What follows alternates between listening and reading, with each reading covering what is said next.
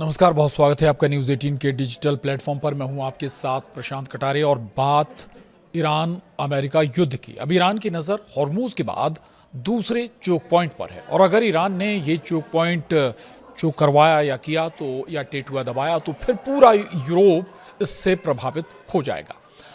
दरअसल Iran America के बीच tension जितनी बढ़ रही है उसके बाद डर इस बात का भी बढ़ रहा है कि कहीं ईरान अपने प्रॉक्सी संगठनों को सक्रिय ना कर दे, जिसके बाद दूसरा चोक पॉइंट भी ब्लॉक हो जाएगा। इसके बाद ये सिर्फ दो देशों की लड़ाई नहीं बल्कि एक ग्लोबल क्राइसिस बन जाएगी।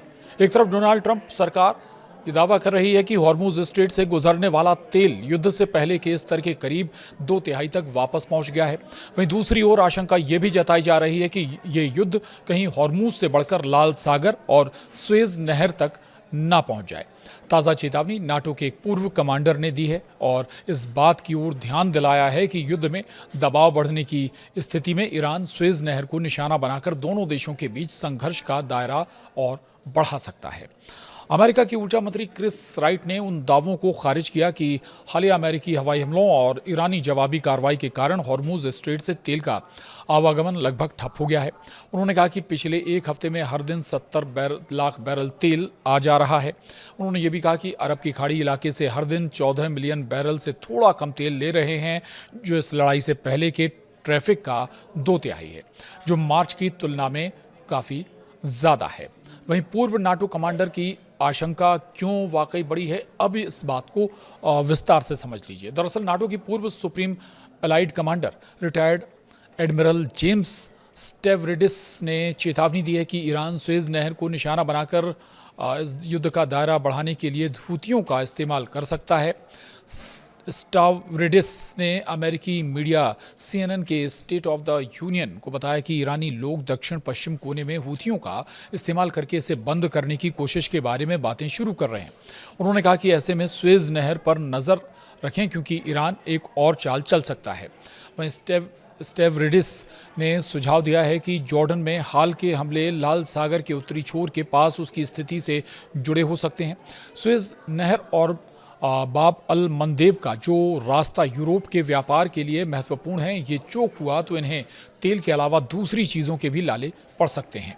वहीं सऊदी हूथियों में बढ़े तनाव से बाब अल मंदेव भी खतरे में आ जाएगा। तो अमेरिका और ईरान के बीच हॉर्मूज जल डमरू मध्य को लेकर बढ़ते तनाव के बीच अब एक और महत्वपूर्ण समुद्री मार्ग बाब अल मंदेव जल डमरू मध्य को लेकर चिंता बढ़ गई है। ये जल मार्ग यमन, जिबूती और इरिट्रिया के बीच स्थित है और दुनिया के प्रमुख तेल और व्यापारिक जहाज इसी रास्ते से गुजरते हैं। वहीं ईरान के Islamic revolutionary guard corps IRGC ने चेतावनी दी है कि अगर अमेरिका अपने कदम नहीं रोकता तो उसके सहयोगी देशों के महत्वपूर्ण निर्यात मार्गों को भी निशाना बनाया जा सकता है और स्वेज नहर अगर हम बात करें तो उसमें से एक है। वहीं यमन के हूती विद्रोहियों ने भी बाब अल मंदेव को बंद करने की धमकी दी है। वहीं हूथियों का आरोप है कि सऊदी अरब ने 4 साल पुराने युद्ध विराम का उल्लंघन करते हुए सना हवाई अड्डे पर हवाई हमला किया। इसके जवाब में हूथियों ने सऊदी अरब पर मिसाइलें दागीं और कहा कि यदि हालात और बिगड़े तो बाब अल मंदेव और हॉर्मूज दोनों प्रभावित हो सकते हैं। उनका दावा है कि ऐसे होने पर वैश्विक तेल की कीमतें $200 प्रति बैरल तक पहुंच सकती हैं। वहीं हॉर्मूज और बाब अल मंदेव क्यों महत्वपूर्ण है, अब आपको ये समझाते हैं। दरअसल हॉर्मूज और बाब अल मंदेव दुनिया, ये दोनों वो पॉइंट हैं जिन्हें अगर चोक कर दिया जाए तो फिर बहुत बड़ी परेशानी में यूरोप आ सकता है। हॉर्मूज और बाब अल मंदेव दुनिया के वो सबसे महत्वपूर्ण समुद्री मार्ग हैं जो स्ट्रेट ऑफ हॉर्मूज और फारस की खाड़ी को अरब सागर से जोड़ता है और दुनिया के बड़े हिस्से का कच्चा तेल और प्राकृतिक गैस इसी रास्ते से निर्यात होती है। वहीं बाब अल मंदेब हॉर्मूज लाल सागर को अदन की खाड़ी और हिंद महासागर से जोड़ता है। ये रास्ता एशिया, यूरोप और अफ्रीका के बीच व्यापार के लिए बेहद अहम है। अगर इन दोनों जल मार्गों में जहाज़ों का आवाजाही बाधित होती है तो वैश्विक तेल आपूर्ति, अंतर्राष्ट्रीय व्यापार और शिपिंग लागत पर बहुत बड़ा असर पड़ सकता है। इससे दुनिया भर में महंगाई बढ़ने की आशंका बढ़ जाएगी। वहीं स्ट्रेट ऑफ हॉर्मूज से जुड़ी एक और बड़ी अपडेट है, वो भी आपको बता देते हैं। दरअसल दुनिया की तेल सप्लाई की लाइफलाइन माने जाने वाले हॉर्मूज स्ट्रेट में एक बार फिर धमाकों की खबर ने हलचल मचा दी है। ईरान की Islamic revolutionary guard corps IRGC ने दावा किया है कि देर रात 2 ऑयल टैंकर समुद्री माइन से टकराकर धमाके के साथ रुक गए। इसके साथ ही ईरान ने साफ शब्दों में चेतावनी दी है कि जब तक अमेरिका इस इलाके में सैन्य अभियान चलाता रहेगा, तब तक हॉर्मूज किसी भी जहाज़ के लिए सुरक्षित नहीं रहेगा। वहीं दुनिया का सबसे खतरनाक समुद्री रास्ता बन चुका है स्ट्रेट ऑफ हॉर्मूज। तो ईरान अमेरिका जंग की शुरुआत के बाद से ही हॉर्मूज स्ट्रेट इस समय दुनिया के सबसे खतरनाक समुद्री मार्गों में गिना जा रहा है। खाड़ी से निकलने वाले बड़ी मात्रा में कच्चे तेल और गैस के टैंकर इसी रास्ते से गुजरते हैं। लगातार बढ़ते सैन्य तनाव के बीच यहां से गुजरने वाले जहाज़ों के सामने हर पल मिसाइल, ड्रोन या समुद्री माइन का खतरा बना हुआ है। ये पहली बार नहीं है जब ईरान ने हॉर्मूज में टैंकरों के धमाके का दावा किया हो। पिछले सप्ताह भी IRGC ने कहा था कि 2 ऑयल टैंकर माइन से टकराकर फट गए थे। हालांकि उस समय अमेरिकी सेंट्रल कमांड सेंटकॉम ने इन दावों को खारिज करते हुए कहा था कि ज़्यादातर IRGC के दावों की तरह ये दावा भी गलत है।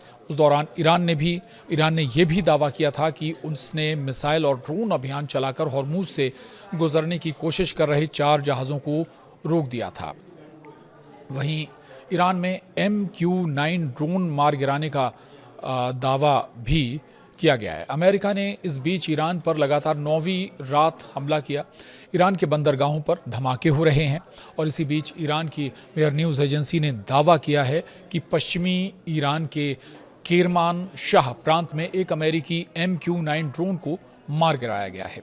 रिपोर्ट के मुताबिक IRGC एयरोस्पेस फोर्स की एडवांस एयर डिफेंस सिस्टम ने इस ड्रोन को निशाना बनाया। वहीं इन दावों की स्वतंत्र पुष्टि फिलहाल नहीं हुई है।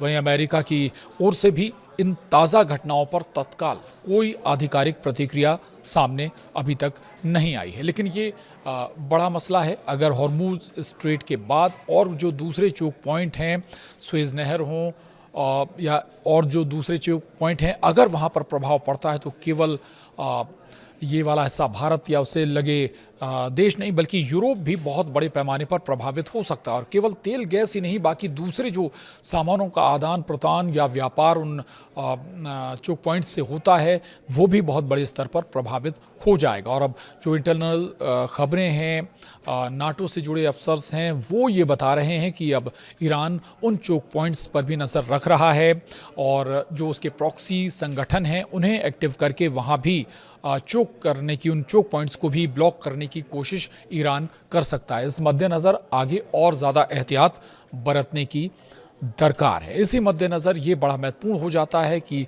उस मद्देनज़र भी जो आगे की रणनीति हो वो बनाई जाए, क्योंकि अगर वैसा होता है तो फिर ये युद्ध केवल ईरान अमेरिका के बीच का युद्ध नहीं रह जाएगा, बल्कि इसमें बहुत सारी कंट्री एक साथ इन्वॉल्व हो जाएंगे और फिर ये और बड़ा रूप ले सकता है, जो कि विश्व अर्थव्यवस्था के लिए कहीं ज़्यादा घातक साबित हो जाएगा।